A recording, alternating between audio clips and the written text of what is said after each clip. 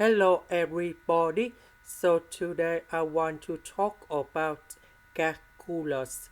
The topic today is about marginal cost. So now I want to show you how to answer. If we want to find this one, we need to do first the derivative of capital C. So we have the function in here and we have the formula.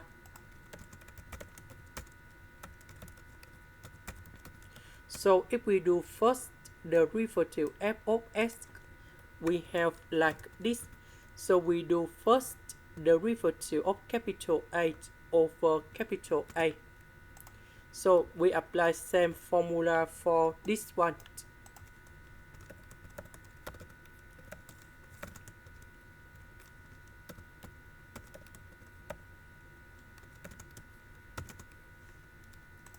Next, we can apply the power rule.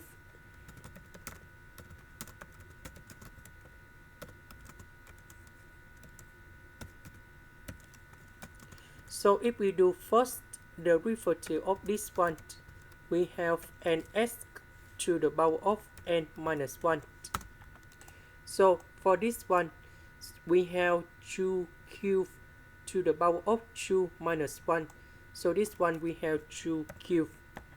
Number 1, that is about the constant, so you got 0. And now we have the number, so we put this one cone here.